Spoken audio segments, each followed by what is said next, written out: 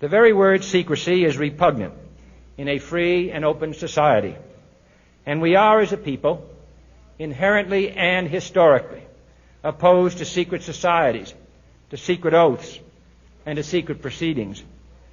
We decided long ago that the dangers of excessive and unwarranted concealment of pertinent facts far outweighed the dangers which are cited to justify it.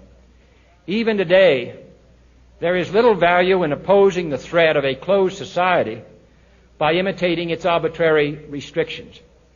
Even today, there is little value in ensuring the survival of our nation if our traditions do not survive with it. And there is very grave danger that an announced need for increased security will be seized upon by those anxious to expand its meaning to the very limits of official censorship and concealment. That I do not intend to permit to the extent that it's in my control. And no official of my administration, whether his rank is high or low, civilian or military, should interpret my words here tonight as an excuse to censor the news, to stifle dissent, to cover up our mistakes, or to withhold from the press and the public the facts they deserve to know. For we are opposed around the world by a monolithic and ruthless conspiracy that relies primarily on covert means for expanding its sphere of influence, on infiltration instead of invasion, on subversion instead of elections, on intimidation instead of free choice, on guerrillas by night instead of armies by day.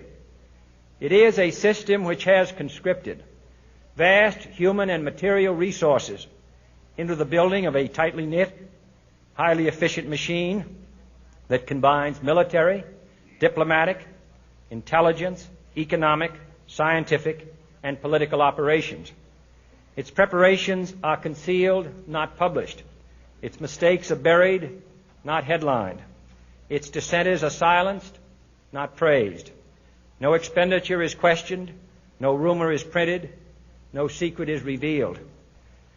No president should fear public scrutiny of his program, for from that scrutiny comes understanding, and from that understanding comes support or opposition, and both are necessary.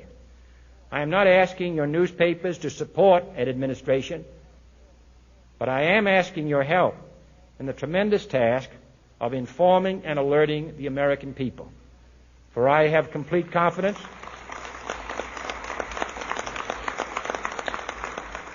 in the response and dedication of our citizens whenever they are fully informed.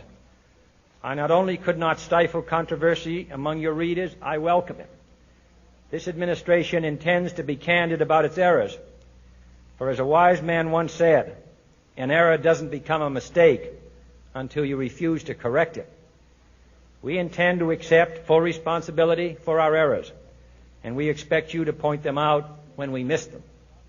Without debate, without criticism, no administration and no country can succeed, and no republic can survive.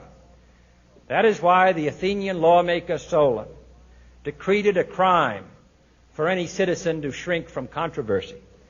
And that is why our press was protected by the First Amendment, the only business in America specifically protected by the Constitution, not primarily to amuse and entertain, not to emphasize the trivial and the sentimental, not to simply give the public what it wants, but to inform, to arouse, to reflect, to state our dangers and our opportunities, to indicate our crises and our choices, to lead, mold, educate, and sometimes even anger public opinion. This means greater coverage and analysis of international news, for it is no longer far away and foreign, but close at hand and local. It means greater attention to improved understanding of the news, as well as improved transmission. And it means, finally, that government at all levels must meet its obligation to provide you with the fullest possible information outside the narrowest limits of national security.